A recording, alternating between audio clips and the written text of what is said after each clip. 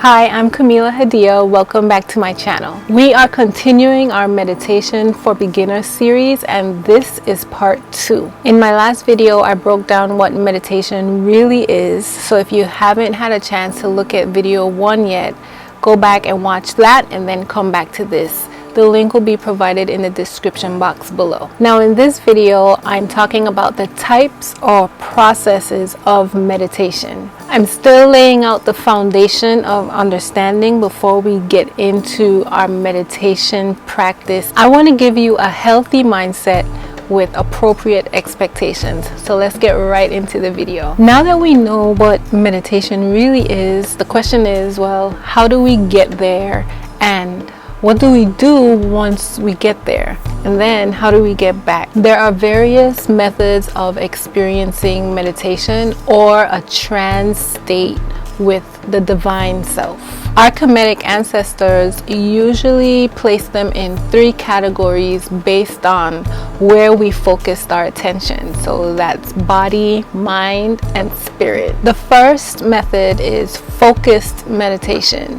This is where you place your attention on a single object the entire time of the meditation practice. So you can either focus your attention on a sound, which is called a mantra, or an image like a yantra, or an element like fire or water, or your breath, which is called pranayama in Indian Vedic traditions. You can also focus on a part of the body, like an organ.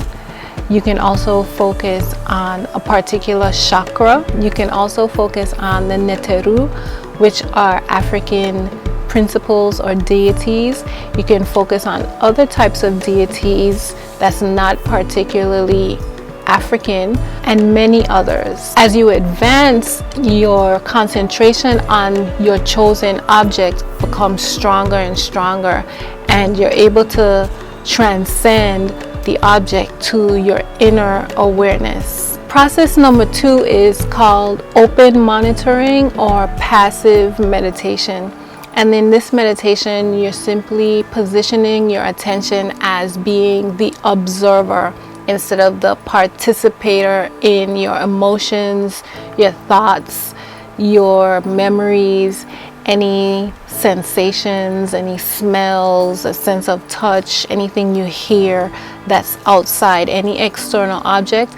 You simply watch it, you observe it without judgment, without any kind of attachment, and also without resistance. Resistance is actually a form of attachment because you are actually attached to the idea which is opposite to what you are actually resisting. You simply try not to react internally, mentally, or externally. So you have no judgment. You don't have an opinion, whether good or bad, on your thoughts or your memories or your emotions that come up for you. And practicing non-attachment, meaning not holding on to the perception of what something means to you or might mean, or a perceived benefit, whether it's for better or for the worse. So for example, if a thought comes up in your mind about you not completing your to-do list for the day, and you start feeling disappointed in yourself, like that is attachment. You're feeling disappointed makes you attached to that thought. So the goal is, whatever comes to the surface, just let it come, you acknowledge it, and you let it float on by without giving it any kind of play, without giving it any opinion, without giving it any energy. Why? Because you're just the observer. You are separating yourself from that level of thought into being above that, the one who simply watches what goes on. You watch it as it floats across the screen of your mind. You don't own it, you don't identify with it, you don't claim it as who you are, and you don't think it to mean something about you for the good or the bad. It's important to remain passive because then you allow yourself to be open, meaning you don't let your mental and emotional filters that you've learned from society or your perceptions of your experiences, you don't let those things color what you're seeing. So that means that you're open and accepting of whatever comes up. You don't project your opinions onto the information that comes up on the screen of your mind, because the moment you engage in judgment or attachment or resistance to what's coming up moment by moment, that's the exact same moment that you begin to identify with your physical self, which goes against what you're trying to do. You're trying to go towards meditation. So you want to make sure that you don't judge, you remain detached, because then you give power to the ego. And once you start identifying with the ego, you strengthen the ego. And we want to strengthen the ability of our divine self to come forth, our ability to be aware and maintain that awareness of our divine self. You want to make yourself stronger.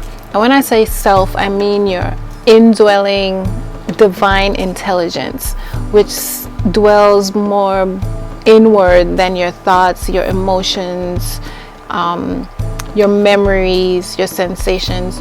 You want to go beyond that, become more aware of what that feels like. So when you subdue the ego, and you do that by simply acknowledging it, but still moving forward anyway, letting the images and the thoughts that come up moment by moment, you accept them and let them pass on, just like float by like counting sheep. You're not giving it power because you're not identifying with it.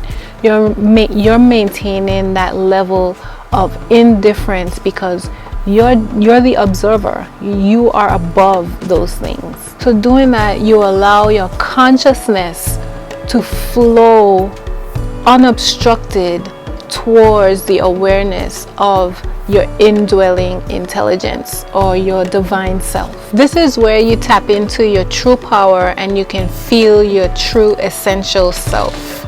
Don't misunderstand me. After all, the ego is very important and very necessary because we chose to reincarnate to be able to identify, and we chose to identify in this reincarnation for a specific purpose. But it is the self that should govern the ego and not the other way around. We want to harmonize the two. If you are finding this video helpful so far, click the like button and also leave a comment if you're feeling good vibes. Number 3 is called dynamic meditation, and dynamic meditation is achieving this meditative trance state through sacred movement and ritual. So sacred movement would include things like sacred dance, which you find in African cultures. When people dance, they can easily go into that state of trance. There's also other forms of indigenous dance that has the same effect.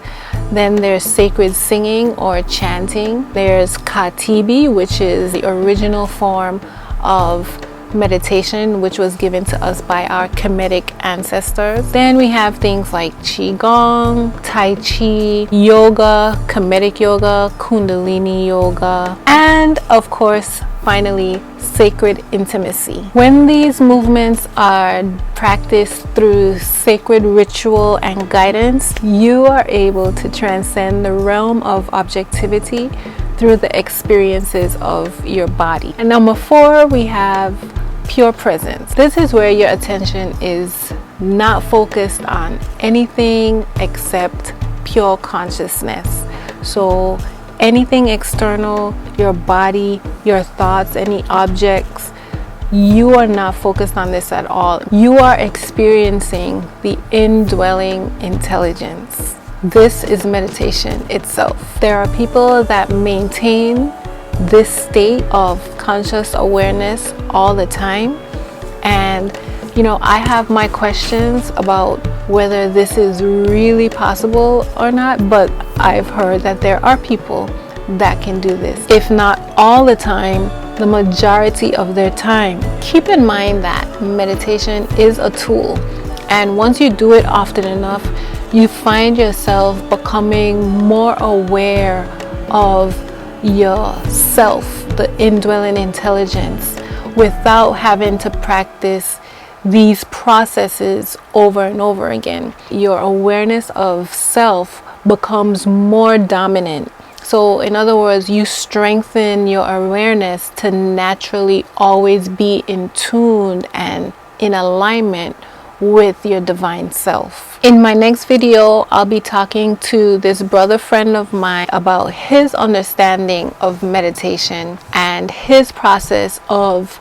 raising his Kundalini experience. He was very insightful in explaining this side, this aspect of meditation to me. I think that he has a good way of explaining these things that it seems very, very simple and understandable and relatable. So don't forget to subscribe so that you can be the first to get these videos with my friend, because I'm sure he'll be of great help to everybody and you'll get a different perspective. Now let's get into number 5, manifesting meditation. So this one is pretty much you're in meditation already, right? But what you're able to do now that you are in this mediumistic trance state. Remember in video 1 we explained what meditation was, being in the medium or the middle ground between the objective or physical realm and the source. And so you now are in this space, and you hear people talk a lot about manifesting meditation. What really needs to happen is that once we generate enough life force energy from leading up to meditation with different practices like yoga and breathing, and then we get into the process of going to meditation, then we go to meditation itself. Within that space of meditation itself, we are able to program our will or program ourselves to be able to bring forth certain activities.